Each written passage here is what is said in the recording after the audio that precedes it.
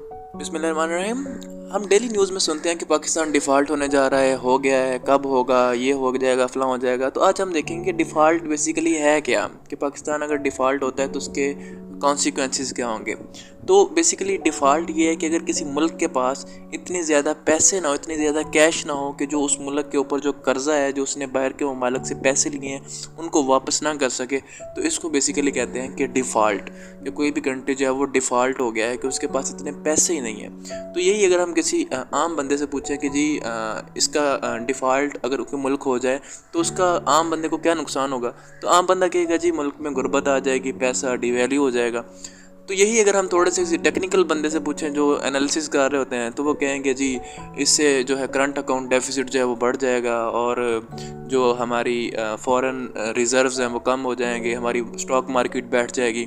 लेकिन एंड उसका भी यही होगा कि पैसा जो है वो उसकी वर्थ कम हो जाएगी और महंगाई बढ़ जाएगी। तो सबसे पहले हम देखते हैं कि करंट अकाउंट डेफिसिट बेसिकली क्या है। तो करंट अकाउंट डेफिसिट बेसिकली इसको हम कहते हैं कि जो हमारा तजारती खसारा होता है, कि जब किसी मुल्क की बरामदात जो है वो दरामदात से कम हो जाए, तो उसको हम कहते हैं कि करंट अकाउंट डेफिसिट। यानी कि हमारे मुल्क से ज़्यादा पैसा बाहर जा रहा होता है और उधर से कम आ रहा होता है, इनकम आ रहा होता है, तो इसको हम कहते हैं करंट अकाउंट डेफिसिट, जो कि किसी भी मुल्क के लिए बहुत ज़्यादा ख़तरनाक होता है। इमरान खान की जब हुकूमत थी तो वो यही कह रहा होता था कि हमने अपनी एक्सपोर्ट बढ़ानी है और इम्पोर्ट को कम करना है, ताकि हमारा जो करंट अकाउंट डेफिसिट है वो कम हो सके।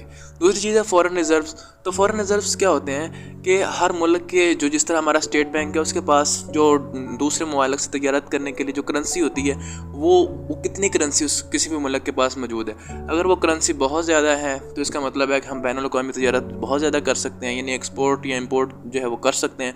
अगर वो कम है तो हम जो है वो एक्सपोर्ट या इम्पोर्ट जो है उसकी तरफ नहीं जा सकेंगे। तो जिससे हमारा क्या होगा, हमारा बहुत ज़्यादा जो है वो ट्रेड का नुकसान होगा, और कोई भी मुल्क जो है वो इकोनॉमिकली स्ट्रॉन्ग नहीं हो सकता अगर उसकी ट्रेड जो है वो इतनी ज़्यादा अच्छी ना हो।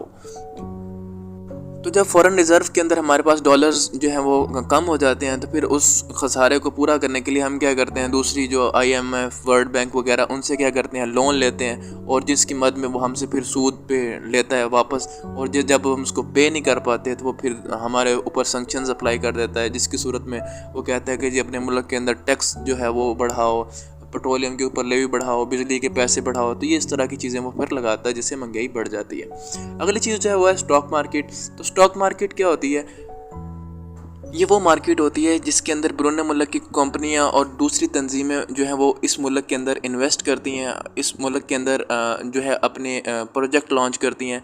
तो जब कोई भी मुल्क जो है वो बैठ रहा होगा, यानी उसके पास अपने कर्ज़े देने के लिए पैसे नहीं होंगे, तो किस तरह से बाहर की दूसरी कंपनियां जो आके पाकिस्तान के अंदर इन्वेस्ट कर सकती हैं।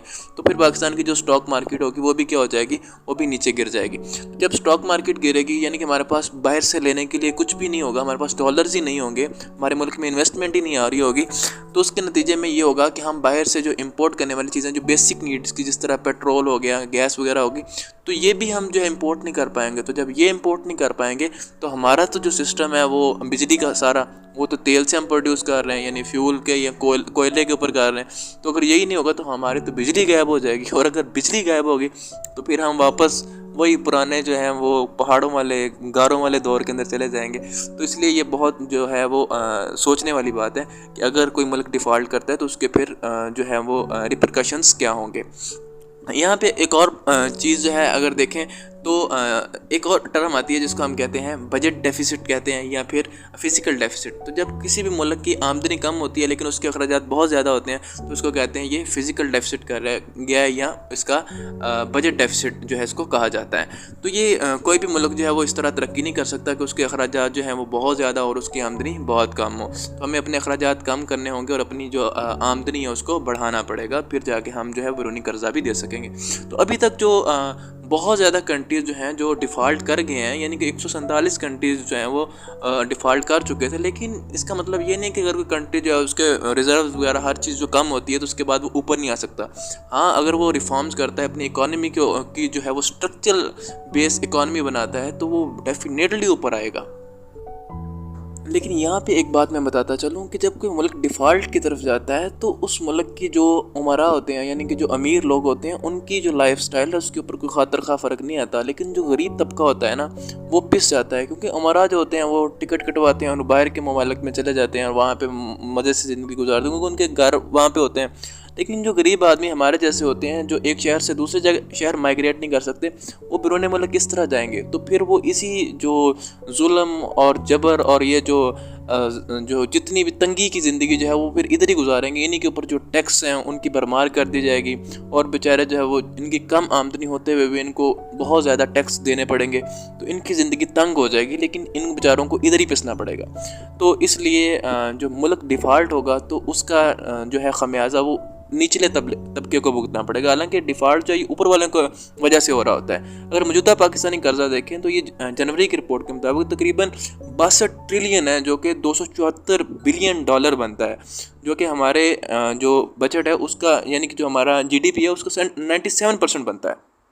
अब अगर देखें कि मुल्क डिफ़ॉल्ट करता क्यों है, तो मुल्क डिफ़ॉल्ट इसलिए करता है कि देखें कि हमारे जो जो अयूब खान के दौर के अंदर हमने कर्जे लेने, आईएमएफ से बेल आउट पैकेज देना स्टार्ट किए, तो तब हमें जब वो पैकेज देता है तो उसके साथ वो हमें कुछ रिस्ट्रिक्शन भी देता है, कोई क्राइटेरिया देता है कि इन शराइत को आपने फॉलो करना है। लेकिन वो क्या करते हैं, पैसे ले लेते हैं, इनका काम मतलब कि 2-4 साल वो चल जाते हैं और ये नहीं देखते कि इनको रिटर्न कैसे करना है, और अपनी पॉलिसीज़ जो हैं वो गलत बना देते हैं, जिसकी वजह से वो पैसे भी डुबो देते हैं और आवाम जो है वो बेचारे कर्ज़ की सूरत में आवाम को फिर टैक्सों की मद में देना पड़ता है।